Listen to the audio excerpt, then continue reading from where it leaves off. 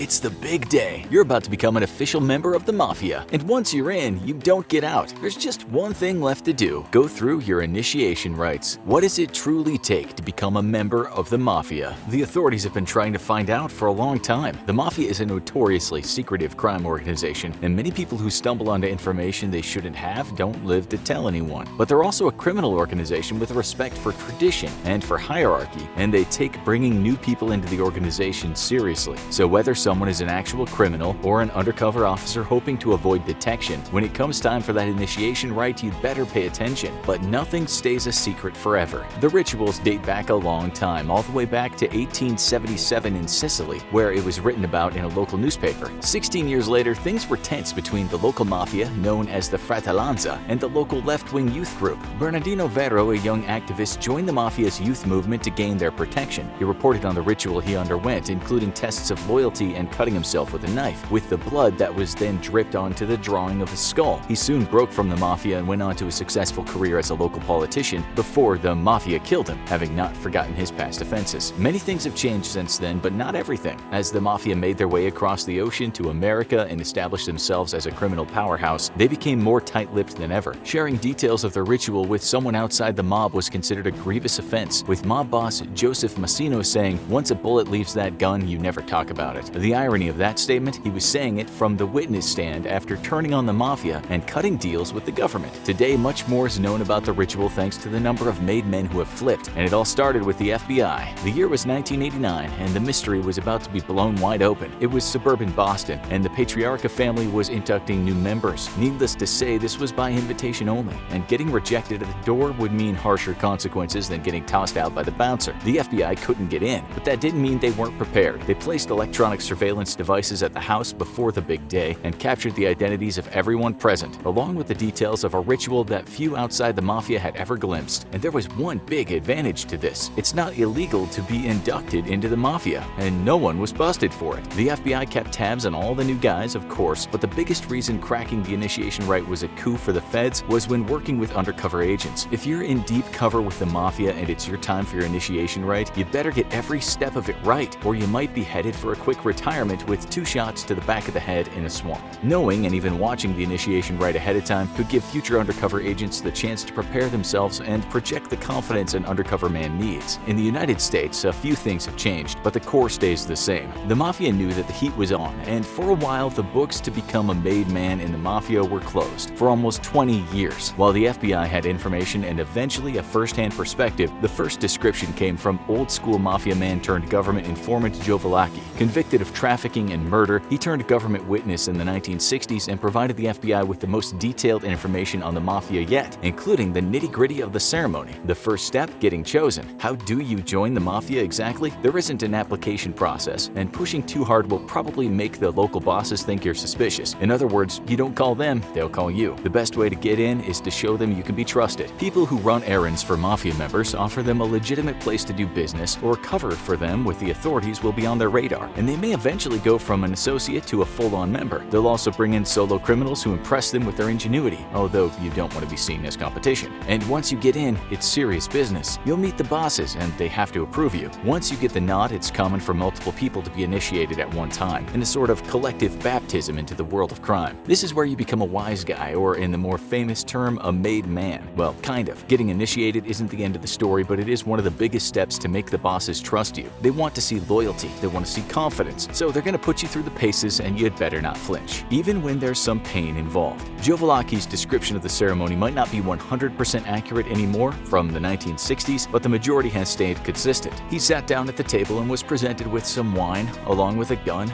and a knife. The boss said some words in Italian, and another wise guy picked up Villacchi's hand and pricked his finger, dripping the blood onto a piece of paper. The paper usually has an image of a skull or a saint on it. The boss then informed Villacchi that he was now part of the family, and he would now live by the gun and the knife and die by them as well. But is this truly what it takes to become a made man? The definition differs, but the practice remains, and becoming a full-fledged member of the mafia might have little more to it than just that ritual. For one thing, there's a condition that you can't fake. Most Italian mafia groups require anyone involved to be Italian or have Italian background and be sponsored by another made man. So a Dutch criminal might be out of luck. They also have to take the oath of omerta, a code of silence and honor that represents the mafia's values. They then become an official soldier in in the Mafia. But is there another deadlier requirement for joining the Mafia? It's been a persistent rumor about the Mafia for decades, and it frequently makes its way into Hollywood portrayals. Do you truly have to kill someone to become a fully made man? It used to be a requirement to commit a contract killing to become eligible, both to show loyalty and to weed out any undercover officers who wouldn't be willing to go that far. No killings for personal reasons were allowed, so the victim was usually an enemy of the Mafia or a member of the family who had betrayed them or screwed up badly enough to earn a permanent retirement. But this bloody tradition might be dying out. Forcing a new soldier to earn their bones with a killing might be a good way to prove loyalty, but it's also messy and attracts attention. Back in Sicily and in the old days when the Mafia had infiltrated law enforcement and government, they could get away with it and cover up the bodies, so having the tradition was worth it. But now, with the FBI and local government on their trail and the Mafia at only a fraction of its old strength, forget about it. Killing someone every time a new soldier joins the Mafia would paint a giant target on their back. And once you're in, you'd better be ready to abide by the code of conduct. A made man has some simple rules to follow, starting with the most important: be loyal. The Mafia takes loyalty and secrecy seriously, and interfering with the syndicate's interests or informing on them is the quickest way to a fast and brutal exit. The Mafia also commands its members to be rational and not pick fights they can't win, to be a man of honor who respects women and the chain of command, and to represent the Mafia well. This means showing class, independence, and courage. Well, as much of these traits as any member of a crime syndicate can show. But the Mafia does have standards many criminals don't. For one thing, the Mafia is looking for a specific type of criminal. They don't want loose cannons who seem to be in the game only for the pleasure and cause more damage than they need to. That was what disqualified Mad Sam DiStefano from joining the Chicago mob. The brutal loan shark loved to kidnap, torture, and kill people and was frequently used by the mob as a feared enforcer, but his sadistic glee, as well as the rumors that he worshipped the devil, meant the Mafia was never willing to bring him in as a full member. For one thing, DiStefano was too unpredictable, and they didn't trust him to keep their secrets. And sometimes it's not who you are, it's who you know. Another group of people is never going to get to see that sacred Mafia initiation rite: anyone who's too close to a police officer. Police officers are immediately disqualified, of course, because the temptation to play both sides would be too much. Anyone who has attended or applied to law enforcement is out, and many times the Mafia will shy away from anyone who has too many families in the business. Of course, rules are meant to be broken, and quite a few Mafia bosses have brought in corrupt police or corrections officers because they've useful connections that can give the Mafia an edge in their district. And once you do manage to take that initiation rite, you better take the blood oath seriously. It's one of the most common tropes in Mafia movies. The made man failed his boss, and he's taken off to be snuffed out for humiliating the family. Is it actually true? Well, as usual, Hollywood is taking some liberties. An organization that killed off its soldiers at the first mistake would likely have a pretty hard time with recruitment. But there are certain offenses that will get you a .22 caliber exit from the Mafia. These include killing or making an attempt on the life of a fellow made man, committing crimes against the code of the Mafia, or stealing from the Mafia. But what about those most notorious Mafia criminals, the dirty rats? Does everyone who testifies against the Mafia have a target on their back? It's certainly a concern because a good number of people in the witness protection program testified against organized crime syndicates. But the FBI knows how to cover up people's identities, and it's rare for anyone in the program to actually be discovered and targeted unless they let themselves be known. But even some turncoat mafiosos who did go public, like Sammy the Bull Gravano, went on to leave the program and write books about their time in the Mafia and survived, although they rarely managed to stay out of legal trouble. And as the secrets were exposed, the organization evolved. The government knows more about how the Mafia functions than ever before, and the crime syndicate has had to change its ways. While it used to be an incredibly insular group, it now works more with other ethnic mobs, particularly the Russian Mafia, along with some notorious motorcycle gangs. The Mafia is dialed back, serving as the enforcer for its own criminal business, often letting other partners take the heat and dish out the brutality. They have a mix of legal and illegal businesses that make it easier to confuse the authorities and cover their dealings up. And in one big way, you can't put that genie back in the bottle. Once the first Mafia member testified before Congress, the code of Omerta would never be the same. While the Mafia still strongly discourages anyone sharing their secrets, it's become commonplace to take deals when arrested by the feds. Not only are the foot soldiers taking deals when they need to, but some of the most prominent bosses have tried to avoid harsh penalties by spilling everything to the government, and that's created quite a few vacancies that the underbosses are happy to fill. And yes, they're still taking new members. But remember, don't call them, they'll call you. And when you get that call, you better be ready to shed a little blood for your new family. For more on how this storied crime syndicate has survived, watch What Does the Mafia Even Do Anymore? Or watch this video instead.